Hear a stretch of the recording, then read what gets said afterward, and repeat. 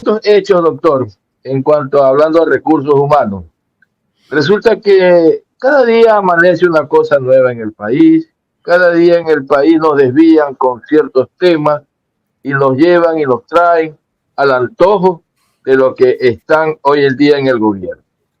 Resulta que una persona de elección popular, como la señora Avala, vicepresidenta, hoy en día resulta que le van a hacer un sumario administrativo,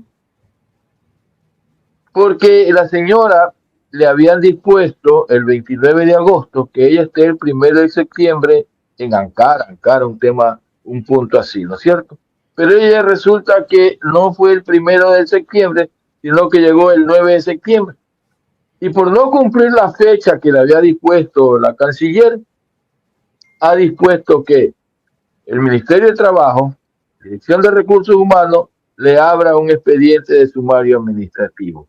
Un sumario administrativo se le abre a un empleado que está en funciones sobre la LOCEP, pero no a un funcionario que es de elección popular, porque mañana vamos a estar haciendo información sumaria administrativa a un alcalde, a un concejal, a un asambleísta, y esto se arma el zafarrancho, doctor. Entonces, ¿por qué esta cuestión, este presidente quiere violar todas las leyes por todos los lados, doctor? Bueno, mire, otra vez en términos generales, Lucho, que hacíamos la precisión hace un momento, eso me parece a mí un disparate, pero verdaderamente un disparate. Primero, porque pues, ahí verá en el sumario y verá qué explicaciones da la señora vicepresidenta, que al mismo tiempo es embajadora, ¿verdad? Porque alguna razón tendrá, y eso tendrá que salir a la luz. No creo. No, prefiero no creer, pero pensando mal, lo que da para suponerse o imaginarse es que por esa vía quieren dificultarle que si el presidente pide licencia para dedicarse a la campaña, ella deje de reemplazarlo como constitucionalmente le toca. Lo que debe quedar claro, Lucho, es que ya el que sea embajadora ya es una irregularidad.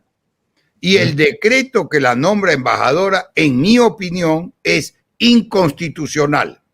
¿Por qué? Porque la Constitución dice, si no me equivoco, artículo 230 o por ahí, que no se puede ejercer dos cargos públicos, ¿verdad? Y si es vicepresidenta, la vicepresidenta, que es de elección popular, es para que ejerza ese cargo en Quito, que es la capital, es la sede de la vicepresidencia, ¿verdad? Entonces, ya que haya sido nombrada embajadora, ya es una irregularidad. Entonces, no es aquí cuestión de estar de acuerdo con el uno, odiar al otro, o ser incondicional con el de aquí, o ser adversario del de más allá. Aquí estamos hablando del imperio de la legalidad.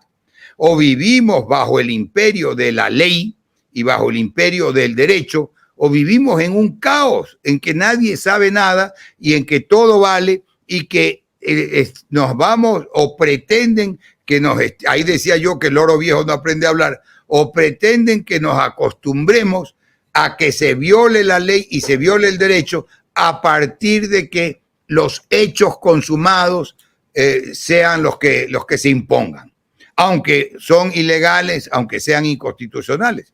No se puede vivir con esa inseguridad. Hablábamos antes de que usted se incorpore, Lucho, de la seguridad en general, de la seguridad de la gente, de la delincuencia, etcétera. Pero esa inseguridad jurídica afecta también muchísimo y sobre todo afecta en términos generales a todo el país, porque no se sabe a quién se le ocurre un disparate para violar la Constitución, no digamos unas leyes en particular. ¿Sí me explico? Entonces, esto es lo que tiene que quedar claro. Puede ser un partidario, adversario. Yo no admito en términos generales que entre ecuatorianos haya enemigos, ¿verdad? Puede haber adversarios políticos, puede haber personas que estén en distintas líneas políticas, pero eso no nos hace necesariamente enemigos entre ecuatorianos. Los enemigos son más graves y hoy por hoy los enemigos de la sociedad son la pobreza, la ignorancia, que genera delincuencia, etcétera, etcétera. Esos son los grandes enemigos del país en general. Los que violan el Estado de Derecho, los que violan la ley, los que abusan del poder público. Esos son los reales enemigos. Pero no las diferencias ideológicas, las diferencias de afectos o desafectos en términos políticos respecto de uno o distintos líderes o candidatos o posibles candidatos. Esto es lo que tiene que quedar claro, porque no puede el país vivir, además de esta ilegalidad, justificada o pretendiendo justificarse en el odio a uno o en el afecto a otro, ¿verdad? No se puede. En el fanatismo político. El fanático es una muestra viviente de la irreflexión. Y la irreflexión es lo más cercano a la imbecilidad. Y no podemos vivir así. Lamento, esto pueden parecer palabras duras, pero es que hay que verlo y ponerlo así en esa magnitud. Ya yo lo he citado y de cuando en cuando lo he mencionado, nada menos que un filósofo como Dostoyevsky. Y Dostoyevsky decía, ya solo falta que nos prohíban pensar para no ofender a los imbéciles, ¿verdad? Entonces no podemos vivir. ¿Dónde está la justicia? ¿Dónde está la solución civilizada de las controversias, de las diferencias, de los conflictos, de todo tipo que puede haber en una comunidad en general? Si la ley no vale para nada, si es que la ley se va a aplicar de acuerdo a la voluntad de fulano o al capricho de mengano, etcétera, entonces de nada sirve la ley, pues. ¿Para qué está la ley? Y ahí sí hay violación de los derechos constitucionales, porque se viola el acceso a la justicia, se viola el debido proceso, se viola un montón de garantías constitucionales, los derechos de libertad, los derechos de participación, etcétera, ¿no? Entonces, no es que pretendo aquí yo hacer gala, ni mucho menos, les consta a ustedes y lo digo con toda humildad, no es que pretendo hacer gala de conocimientos jurídicos, conocimientos legales, pero obviamente pues es mi profesión. Yo he sido profesor universitario en la Universidad Católica de Guayaquil por más o menos 40 años, ¿verdad? Fui decano el siglo pasado, decano de la Facultad de Jurisprudencia, el año 84, el siglo pasado, a esa época el decano más joven que hubo en la facultad. Y entonces, obviamente yo tengo esta vocación, tengo estos antecedentes y obviamente como para... Me recuerda, ustedes siempre tienen la habilidad, Lucho, ustedes siempre tienen, yo no sé si es la habilidad o qué, de traer anécdotas a mi mente. Y ahora me traen, voy a decir rápidamente lo que decía un gran maestro, un gran profesor, Cesarino Sforza, un gran profesor italiano de Derecho. Cada vez que tenía un curso nuevo, cada año, entonces decía: yo estudié Derecho, trabajé en Derecho, vivo del Derecho y por supuesto vivo para el Derecho, pero hasta ahora no sé lo que es Derecho. Que lo haya dicho un gran profesor, claro, eso pues ante las arbitrariedades de algunos jueces, ¿no? Por eso es que, y la ley nos prohíbe a los abogados, nos prohíbe asegurar el resultado de un juicio. Y yo por eso siempre había dicho y siempre he dicho, y si es necesario lo sigo diciendo, no, esto debería ser así, pero vamos a ver cómo termina, pues según el juez, qué piensa el juez al momento de dictar sentencia, ¿no?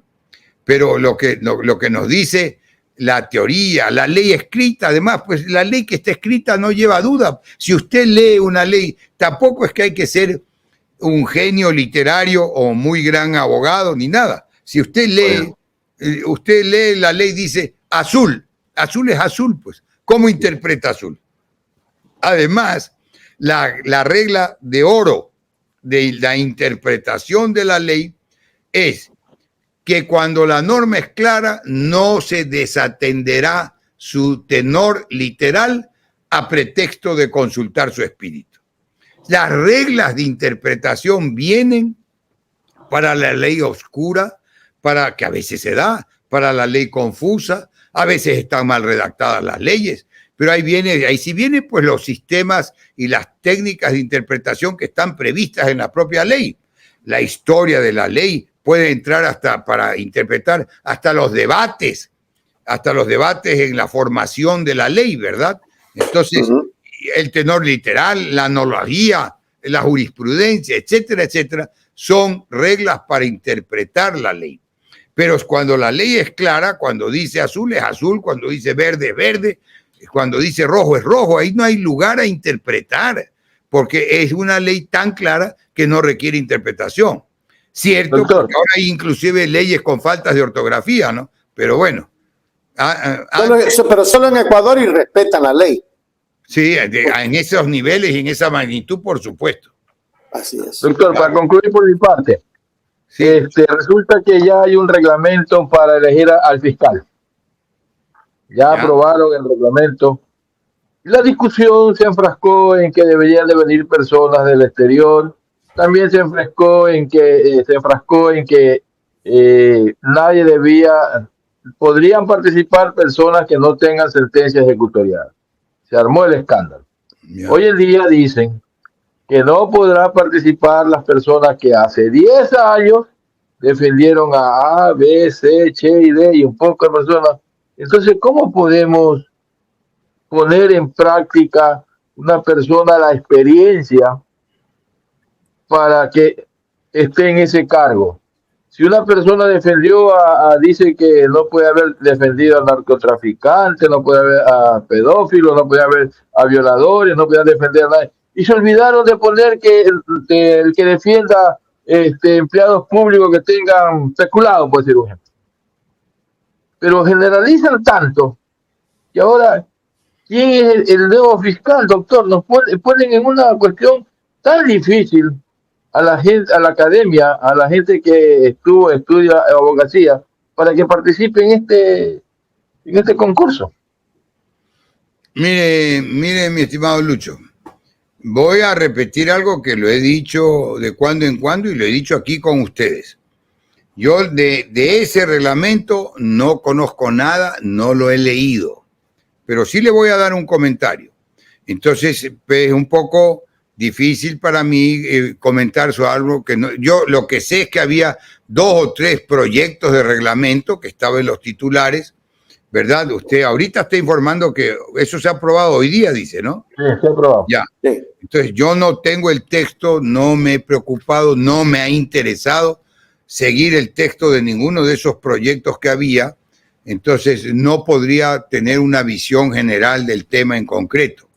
Pero sí le puedo decir algo, porque esto quede claro que no es que estoy evadiendo el comentario, la pregunta suya, ni mucho menos nada por el estilo, sino que no estoy al tanto, pues sí, lo han aprobado hoy día y no es un tema en el que yo normalmente trabajo, pues no lo estoy siguiendo, ¿no? Pues yo no soy penalista, no estoy en esa área. Pero sí hay, por ejemplo, una regla que se ha aplicado y se aplica y se cuenta para muchísimas posiciones, no se diga para la posición de juez, y se toma en cuenta y se ha tomado en cuenta y está en todos los concursos, que es el tiempo del ejercicio profesional, ¿verdad? Entonces, por un lado, la regla siempre ha sido que el ejercicio profesional se toma como un punto a favor. Y ahora hay que ver la norma completa, como lo dice, por eso estoy haciendo la precisión que no la conozco, pero según su comentario, hoy día eso sería selectivo, porque se podría considerar un tiempo del ejercicio profesional, pero no cuando los penalistas, que eso es otra área de la que yo me dedico, los penalistas, pero siempre y cuando no hayan, que es lo que le estoy entendiendo a usted, defendido a los autores o acusados de cierto tipo de infracciones, ¿no es verdad? Entonces, ahí le digo como toda respuesta en este momento de mi parte, que para otros aspectos más bien se toma en cuenta el ejercicio profesional sin establecer una categoría del ámbito de ese ejercicio, ¿verdad? Porque, pues claro, primero, pues que yo diría que la primera selección que hacemos los abogados para atender un caso es de conciencia, ¿no? ¿Verdad? Tiene que estar de acuerdo con nuestra conciencia. Algunas veces yo he dicho, bueno, sí, puede ser, pero yo no estoy convencido, no puedo defender un caso del que no estoy convencido que sea justo, ¿sí me explico? Porque a veces a los abogados también nos quieren utilizar esa gente, a gente astuta, a gente audaz, a gente, hay el tipo de personas que le dramatiza el caso al abogado, que exagera los hechos, que exagera y miente para convencer más al abogado, etcétera, ¿verdad? Entonces, la parte del abogado lidia con muchos aspectos en los que influye inclusive la psicología, ¿no? Mire que para valorar la prueba, para darle un valor a una prueba, cualquiera que sea, un documento, un hecho, una cosa, etcétera, cualquier tipo de prueba, desde las reformas al Código de Procedimiento Civil, si no me equivoco, de 1978, se cambió el sistema de valoración de la prueba judicial y se pasó de lo que teníamos la prueba tasada, que hasta ahora se usa el término, pero ya no tiene una obligación. Teníamos la clasificación de la prueba plena y semiplena. Y eso se llamaba la prueba tasada, la que tenía una tarifa legal, una tasa legal de cuánto valía la prueba. Si era plena, valía más que la semiplena, por ejemplo, ¿no? Y pues, para seguir el ejemplo, las pruebas plenas eran las escrituras públicas, las confesiones, etcétera, versus documentos privados. El documento privado era prueba semiplena. Eso se lo reformó en el año 78, mire cuánto tiempo. Después se lo codificó en la codificación del Código de Procedimiento Civil del año 87 del siglo pasado, y después, y ahora ya está recogido en el Código Orgánico General de Procesos, que está en vigencia desde el 2014, si no me equivoco. Eso es Ecuador, la verdad está ahí. No te pierdas nada, cada día algo nuevo. Conéctate al canal y mantente informado. Siempre estamos aquí para darte lo mejor. Eso es Ecuador, claro, la verdad sin temor.